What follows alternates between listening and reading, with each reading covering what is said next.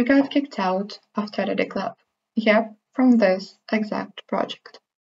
I didn't get 5 needed points on TOEFL exam, and I did not score enough on a SAT exam either.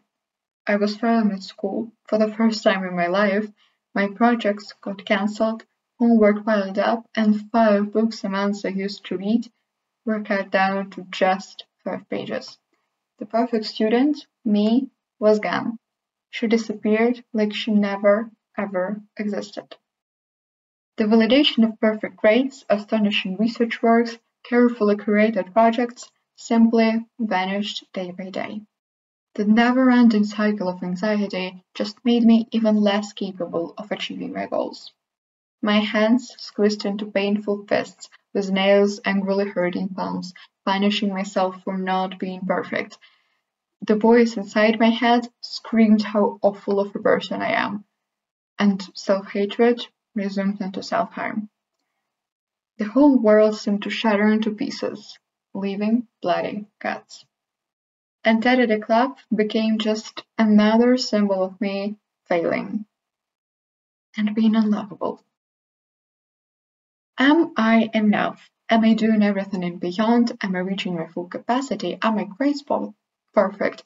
Do I look undeniably polished? And if my shirt is not ironed enough, or grades are a bit less than possible maximum, my heart filled with deep hatred towards myself, disgust and bitterness, while my mind was throwing countless hurtful phrases at me, demolishing the reason of my whole existence. I compared myself to others, desperately searching where I am better than them, just to find out that I am still imperfect. Yet the question that haunted me for years and slowly killed me was the same. Am I better than everyone else to be worthy of love?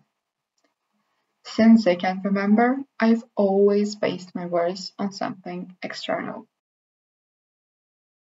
The nearly vital need of external validation is fueled by numerous factors: upbringing in childhood, relationships, work experience. However, one of the main reasons nowadays has to be comparison online, through social media. So let's take a look at certain statistics presented on the screen. The vast majority, around 90% of people, engage in comparison online, and around 93% of people stated that they feel pressure afterwards. Nearly all participants reported that they experienced negative consequences of comparison.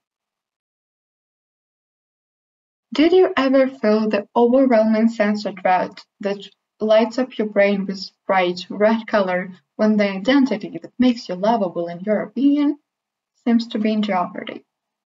Maybe it was the moment when your partner kindly pointed out the mistake you made, but you suddenly got all defensive. Or perhaps it was when you received a slightly lower grade on your exam and the voice inside your head whispered how much of a loser you are and that you will never achieve anything. Because it feels like you are no longer worthy of care, love, respect. It feels like you are going to fall deep inside the rabbit hole, just like Alice in Wonderland, except there is no imaginary world, just guilt and shame. Your life, when based solely on love and validation given by others, seems to be constantly in dread, since your value is given away to decide externally. You chase the feeling of being loved, accepted, always perfect, likable, and there is never a point where you can just breathe out and say, I've made it, with relief. You work without a break, which results in burnout, exhaustion, stress, anxiety, just to reach the unattainable standard that makes you, in your opinion, to get the love you so much crave. Now, imagine sleeping near the bonfire. It gives you much needed warmth, but the moment you lose control over it, it burns you down. It sets you on fire with unmatchable anger towards yourself, pollutes your thoughts with toxicity and self-humiliation, and blurs your vision, making you a broken, unlovable monster in your head. However, you care deeply for this fire. This is the only source of warmth accessible. Therefore, it feels so precious and non-exchangeable. What if without it I will not be able to survive? What if without praise from others, high grades, won competitions, there will be no evidence that I am lovable? Deadly fire gave me one last motivation: run as fast as I could and never come back. I was searching the worms around myself desperately when I lost the identity that I maintained for my whole life.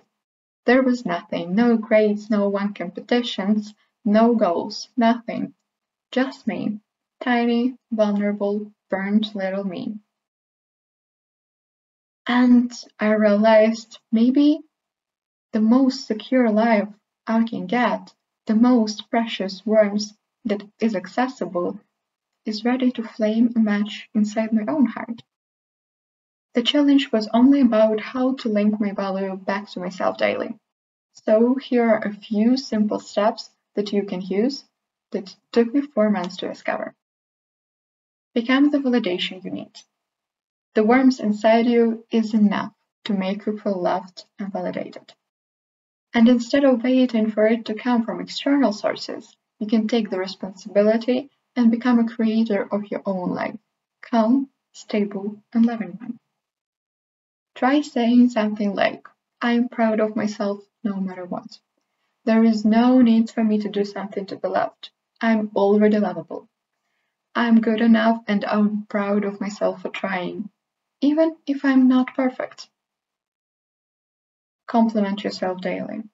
I know how it might feel weird, silly, dumb, unreasonable, but the power of compliments lies in self-validation. You will never feel fully loved by others except you validate yourself. However, you have the power to change how your brain is wired through the simple action of validating yourself without waiting for the validation to come externally. Treat yourself as your own child. Sometimes it feels rough to learn how to love yourself, especially when love seems to be never accessible in childhood. I know, but I know you can manage.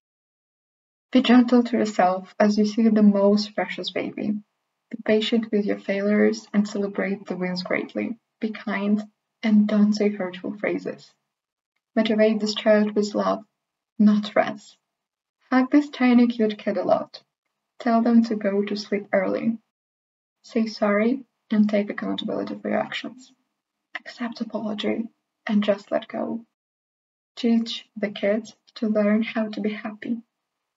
Reparenting yourself might take so much longer than expected, and perhaps it will feel bumpy and stressful, but eventually, I know you can get there. You are not your failures. You are not even your wins. You're worthy. You're needed. You're wanted. You're valuable even if you don't have anything to offer, without achievements written in your CV, without being a good partner, a really good mother, or excellent worker. You're a person. You are worthy of unconditional love, no matter what. And I know for sure that you are the one who can provide every love you need for yourself. Thank you.